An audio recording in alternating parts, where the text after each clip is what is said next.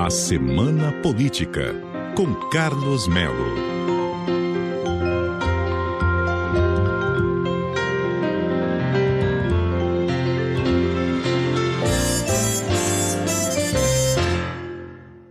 Semana menos agitada, professor Carlos Melo, quando comparada ao que ocorria até 7 de setembro, data em que o presidente Jair Bolsonaro tentou criar fatos políticos, que permitissem virar e dominar o jogo político. Mas ainda assim, uma semana muito importante para a gente comentar aqui no nosso quadro da semana. Professor Carlos Melo, boa tarde. Boa tarde, Petra. Você e os nossos ouvintes. Professor, a gente ainda teve a lembrança dos 1000 dias do governo Bolsonaro, um balanço que se faz a respeito disso, revelações também do Tribunal de Contas da União, novas questões e revelações da CPI da Covid, e a questão do preço dos derivados de petróleo, que entrou no radar dos políticos. Eu também tenho mensagens de ouvintes nesse dia especial aqui, como eu brinquei, o dia 1 pós-aniversário, o dia 1 pós 30 anos de CBN, e muito para a gente continuar tocando notícia e mais, trazendo análise para os nossos ouvintes, professor? Pois é, Petra, parabéns a todos que fazem a CBN. Não é pouca coisa não fazer 30 anos num ambiente tão turbulento como o Brasil, E, professor, o que a gente pode falar a respeito dessa semana política que abre com tantas questões relevantes, inclusive, como a gente trouxe aqui no nosso noticiário, manifestações previstas também, para esse sábado. O que a gente pode falar? Talvez até fazer um balanço desses 1000 dias, Isso, vamos lá. Bom, vamos lá. Primeiro balanço dos 1000 dias, Olha, infelizmente, Petra, a marca desses 1000 dias é uma marca de turbulência e desarticulação, Foi um presidente que disse que ia fazer uma nova política, sem explicar exatamente o que seria uma nova política, mas acabou fazendo a política de sempre, para o bem e para o mal. E o governo presidente, nas comemorações dos 1000 dias, tentou colocar no colo da pandemia a maior parte dos problemas. É claro que a pandemia foi mesmo um problema sério para o Brasil e para o mundo. Mas vamos lembrar, no primeiro ano de governo, o desempenho já foi fraco, já foi ruim. E se fez a reforma da Previdência até a despeito do governo, porque o governo protegeu várias corporações da própria reforma. E olha que o primeiro ano sempre tem um choque de expectativas, os atores econômicos, políticos têm boa vontade, chamada lua de mel, mas não performou bem já no primeiro ano. E aí veio a pandemia. A pandemia foi um grande problema, sem dúvida. Mas veja, a pandemia se deu no planeta todo, Petra? Então você tem que comparar o Brasil com outros países, países parecidos com o Brasil. E aí, quando você pega o desempenho de outros países, tanto no que diz respeito ao tratamento da pandemia, quanto no que diz respeito também à economia, você vê que o Brasil também ficou devendo. Então, é um balanço, infelizmente, que não é positivo. Seria ótimo que fosse positivo, seria ótimo para todos nós, porque estaríamos numa situação muito melhor.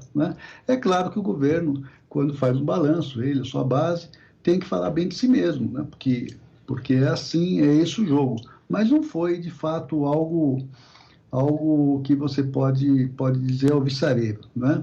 Bom, também tem outro detalhe, Petra. Nessa semana, teve sinais de que o presidente, de fato, está tentando se conter. Depois daquela carta escrita pelo ex-presidente Michel Temer para ser assinada pelo presidente Bolsonaro, de fato, as manifestações ficaram mais raras e os recuos são diversos ali. Algumas questões que o presidente colocava antes, aquelas manifestações, motociata, ele tem segurado de alguma forma. Deu uma entrevista à revista Veja, inclusive como uma posição de, digamos assim, Bolsonaro, paz e amor. Afastando qualquer possibilidade de agir fora das 4 linhas da oposição, seja lá o que isso signifique, mas ele sempre usa essa expressão, afastando possibilidade de golpes e tudo mais. Então, um Bolsonaro diferente.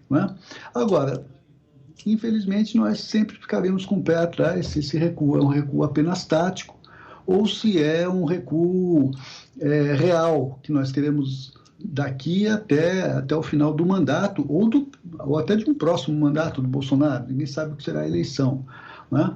A questão é que a situação está ficando complicada, né? Várias instituições têm apertado um tanto o Bolsonaro. Essa semana, por exemplo, foi o Tribunal de Contas da União que começou a fazer um julgamento da legalidade dos passeios de moto, né? E, veja, disse que foi uma manifestação, que não foi uma manifestação do governo, foi uma manifestação político-eleitoral feita com dinheiro público, né? Segundo o TCU, foi gasto pelo menos R$1 milhão nessas manifestações, em 3 manifestações, né? Segundo o levantamento da Folha de São Paulo, feita pela Lei de Acesso, isso chega a R$2,8 milhões, né? Veja, isso ia ser julgado essa semana. Houve o parecer do relator, era até que positivo ao Bolsonaro, mas veja, é um relator que já está acertado com o presidente da República para ser embaixador em Portugal. O pessoal os ministros do TCU pediram vistas e essa questão está guardada, mas em 60 dias essa avaliação do TCU também fica clara, e isso cobra responsabilidades do presidente da República. Tivemos também a CPI da Covid, né? Na CPI da Covid, é um momento qualitativamente importante, porque está indo para o fechamento do relatório, né? O presidente da CPI, Omar Aziz, prometeu até o dia 20 de outubro o relatório, né? Nessa semana nós tivemos de importante mesmo, o depoimento da advogada Bruna Morato, que representa 12 médicos cujos nomes estão em segredo de justiça e que fizeram um dossiê a respeito um largo dossiê a respeito dos problemas todos lá da Prevent Senior, né? A advogada, ela revelou atos supostamente intimidatórios para cima dos médicos e também deixou claro que havia sim uma forçação de barra para o uso do kit Covid e insinuou que haveria uma conexão do plano médico com o governo, tanto na propaganda para o kit Covid, quanto também um suposto envolvimento do Ministério da Economia, que, como nós sabemos, era totalmente contra a política de distanciamento e lockdowns, e pretendia, de certa forma, usar os dados do plano de saúde para combater essa política de distanciamento. Olha, foi ruim, né? Esse relato feito pela advogada complica muito tanto a situação do plano quanto também a situação do governo. Fora isso, tivemos depoimentos como o de Luciano Hang e Otávio Facuri, né? Olha, Petra, tudo bem, não é um tiro no pé, porque você sempre retira uma ou outra coisa, mas a CPI às vezes se perde com alguns depoimentos que são muito mais para difundir negacionismo, muito mais para difundir a própria imagem do sujeito que aparece ali, para fazer algum tipo de espetáculo. O Luciano Hang não foi o primeiro, tivemos outros, né? Até com interesses políticos, e acaba sendo improdutivo. Muito espetáculo, muito bate-boca, e sai pouco daí. O que saiu do Luciano Hang foi que, de fato, ele disse que não sabia, né? Mas, de fato, o atestado de óbito da senhora, sua mãe, não condiz com a realidade, né? Que foi a morte por Covid. O que mais, Petra? Preço do petróleo. O preço do petróleo entrou na pauta política, né? É um desgaste inevitável, o preço da gasolina, do diesel, do botijão de gás. As críticas à Petrobras vêm de todos os lados. Agora, o preço é uma composição de vários fatores. Tem o preço internacional que está subindo, tem os impostos, sim, do governo federal e dos estados, embora o presidente queira pegar também, nesse caso, como no caso da pandemia, os governadores como bode expiatório. Mas há também a valorização do dólar, né? Que isso é um problema da política brasileira, e não da política econômica, da política mesmo. Porque a instabilidade, a insegurança, ela acaba valorizando a moeda estrangeira e desvalorizando a nossa. Então, esses preços que são internacionais, eles explodem.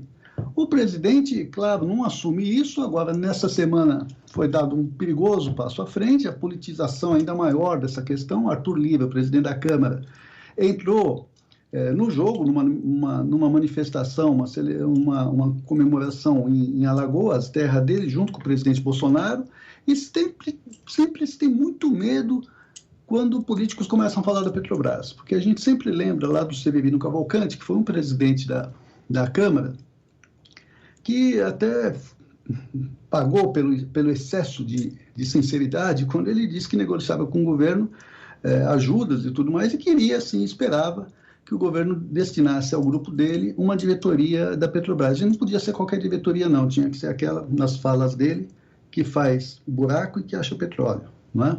Isso é muito ruim, essa politização da Petrobras a gente sabe onde pode dar, né? É um risco desde sempre, né? Por fim, Petra, o assunto de hoje, que são as manifestações antibolsonaristas, né? Bom, em primeiro lugar, vamos lá, como dissemos nas manifestações bolsonaristas, manifestar não é problema nenhum, é democrático, não é? Assim como os bolsonaristas foram às ruas, agora o antibolsonarismo vai às ruas também, não é? A questão é, para o que se manifesta, não é? Se pedir impeachment de governos, enfim, a nossa geração, Petra, infelizmente está ficando especialista nisso, né? Já se transforma numa espécie de uma normalidade pedir impeachment de governos. O que não pode é pedir fechamento de Congresso, pedir fechamento de parlamento, pedir intervenção militar, porque isso é atentado à democracia. Não é o caso das manifestações de hoje, não é? Mas é diferente, não pode ser comparado com o 7 de setembro nesse aspecto. Também não dá para se comparar com o 12 de setembro, que foi aquela manifestação feita pelo MBL e o Vem Pra Rua, onde houve um atrito ali entre o antibolsonarismo, né? Se dividiu e acabou sendo uma manifestação pequena, muito aquém do potencial que se imaginava naquele momento. Foi organizado muito rápido, foi um turbilhão logo depois do 7 de setembro do presidente Bolsonaro e de fato ficou muito aquém. Como será hoje? Bom, nós não temos bola de cristal, esse balanço a gente só vai fazer depois, né? Agora, os organizadores prometem manifestações em pelo menos 500 cidades, né? Prometem concentração em capitais importantes do Brasil. E há, pelas notícias que a gente teve, houve um acordo, um acerto, onde há 21 partidos articulados para essas manifestações. 21 partidos. Todas as centrais sindicais estão também articuladas para essas manifestações e vários movimentos sociais clássicos. Então, é de se esperar que seja uma manifestação razoável. Será grande, será gigante? Eu não me arrisco a fazer prognósticos, porque cientistas políticos ainda não têm bola de cristal, não é? Mas uma certeza eu tenho. Passada essa manifestação, nós teremos aí a guerra das narrativas. Um lado dizendo que foi um fracasso, mostrando fotos com espaços vazios, outro lado dizendo que foi um brutal sucesso, mostrando áreas absolutamente apinhadas, e para que a gente não fique perdido nessa guerra de narrativas, nós temos que procurar, né, veículos de imprensa bons, né, confiáveis, com reputação, a imprensa profissional, que é o que a gente tenta fazer todos os dias e a CBN tenta fazer há 30 anos. Não é? Inclusive, viu, professor? O fechamento foi bacana, né, Petra? Lembrando os 30 anos. Né? É mesmo, né? Eu quero até só ler uma mensagem de ouvinte para você. E daqui a pouquinho, em instantes, a gente vai ter também uma conversa que eu vou tocar nesse assunto que você coloca aqui para mim, com o Frei Beto, nosso entrevistado em instantes aqui, falando sobre o novo livro dele. Sabe que ele é nosso ouvinte, né? Ah, é? É mesmo? Nosso ouvinte. Bom, gosto muito, audiência qualificadíssima, né, professor? Não só colunistas brilhantes, mas uma audiência maravilhosa que muito nos emociona.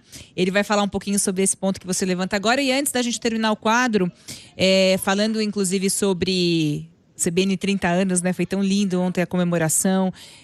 Foi demais. Esse intuito, né, de construção de uma consciência, de uma reflexão, né? Ninguém tem uma resposta, ninguém sabe direito, ainda mais nesses tempos de pós-verdade, o que é certo e o que é errado, mas a gente tenta construir um caminho de ética. Isso que é muito importante. E aí, aqui a nossa ouvinte Maria Luísa me mandava mensagem hoje cedo, já, e isso acontece muito com os nossos ouvintes, né? Que já cedinho começam a mandar mensagem para o Revista. Ela parabeniza toda a equipe por essa programação espetacular, inclusive de ontem, dos 30 anos. Gosta muito do Revista CBN e ela só quer um comentário último seu aqui sobre essa semana política. Ela fala assim: eu gostaria de perguntar para o professor Carlos Mello se ele viu o depoimento do senhor Heng na CPI, né? Ela fala assim: na minha opinião, foi muito bom ver esse depoimento para a gente conhecer como as pessoas se comportam e o que o Brasil precisa avançar em educação, respeito, responsabilidade, principalmente diante das instituições. Ela toca nesse ponto que é seu comentário. E ela fala também assim: eu queria parabenizar o senador Fabiano, que soube, em nome das pessoas discriminadas, emocionada e educadamente, mostrar a dor essa semana, né, de quem sofre preconceito de qualquer espécie. E ela pensa assim, né, pensa alto aqui a nossa ouvinte Maria Luísa de Caxambi, como somos ainda uma nação subdesenvolvida no que diz respeito à diversidade, ao outro, às histórias de vida. Ela quer esse seu último comentário a respeito disso. A gente que sempre tenta, né, professor, contemplar também as visões dos nossos ouvintes. Perdão, o nome dela é Maria Luísa? Maria Luísa, ela é de Caxambi, no Rio de Janeiro. Muito obrigado, Maria Luísa, pela sua participação. Eu diria para você que eu assisti sim, né, por dever de ofício. Não posso ficar sem ver. E tendo a concordar com você, eu não acho que foi absolutamente inútil, que foi um tiro no pé, porque foi revelador, né? Foi revelador de uma certa estética de política, quer dizer, aquela coisa, um patriotismo forçado, uma coisa de... é claro, verde e amarelo é de todo o Brasil, todos são símbolos de toda a nação, etc. Agora, enfim... É necessário exagerar, não é necessário ter um pouco de resguardo em relação a isso. E também, quando se fazia pergunta, alongava as respostas. Eu acho que houve ali uma revelação estética de uma parte do bolsonarismo que não deixa de ser útil, né, para que as pessoas conheçam e vejam, né? Também foi importante, foi emocionante a participação do senador Contarato. Não é? Foi muito forte, foi muito sentido, falou muito fundo a todos nós. Não é? E eu acho que é um momento marcante, não só dessa semana, mas da CPI, muito bem lembrado por você. Enfim, diria que a Maria Luísa fez um comentário mesmo, né, que eu tenho pouco a reparar e agradeço imensamente. E eu queria, antes de terminar, Petra, contar a minha história com a CBN. Quero. É isso que eu ia te perguntar. Pode contar, professor. Olha, Petra, você sabe, desde pequeno eu ouço rádio, sou encantado pelo rádio. E eu via a CBN desde 1991, quando foi fundada. E já estava me profissionalizando. Já era sociólogo, comecei a fazer meu mestrado, fazer o doutorado depois. E num determinado momento, quando eu já estava escrevendo, tinha alguma notoriedade, toco o telefone para eu dar uma entrevista para o Heródoto Barbeiro, não é? Jornal da CBN, de manhã, uma grande audiência, não é? Todo orgulhoso, lá fui eu. Eu tinha uma cachorra em casa, uma labrador, da qual eu tenho uma enorme saudade, ficou com a gente 16 anos, e ela deu de me perseguir conforme eu dava a entrevista. Começou a latir, não parava de latir, eu não conseguia falar. Na primeira vez que eu fui falar com a CBN. E o Heródoto, como todo mundo, foi de uma generosidade, falou assim: professor, não se assuste não, eu também sou cachorreiro, também adoro cachorro, deixa ela latir, daqui a pouco o senhor fala com mais calma. Tal. E foi assim, né, a minha estreia na CBN, né, com essa conotação humana, né, que é bem típico da rádio e de todos os seus âncoras, né? com o imprevisto, né? Com essa coisa mágica do ao vivo. Eu brinco aqui, já há algum tempo eu falo isso, né? O pessoal lembra quando a gente estava no meio da pandemia, aquele sucesso das lives, né, professor Carlos? E eu brincava isso ano passado, há 28 anos, isso, né, ano passado, há 28 anos que nós fazemos lives aqui, né? A gente está ao vivo mesmo. E isso que você fala também dessa característica do rádio, de ser muito pessoal, né? E às vezes acontece algum problema e se vira nos 30 mesmo. Eu acho que isso é muito legal para a gente construir essa inteligência e, mais do que tudo, o diálogo, né? E isso que você ajuda tanto. E hoje você aqui desse lado também nos ajudando com seus comentários faz parte da nossa história e faz parte dessa nossa família também, que é o Revista CBN, professor. Muito obrigada pela conversa. Hoje o professor está em trânsito, mas conseguiu nos atender e a gente espera boas notícias. Passarei a tarde em sala de aula. Em sala de aula. Que pena que a gente não pôde te ver aqui, mas na próxima eu vou querer com certeza tentar com imagem também fazer aqui essa conexão. Um beijo enorme e até sábado que vem, professor. Até sábado que vem a você e a todos os ouvintes e saúde a todos. Saúde a todos.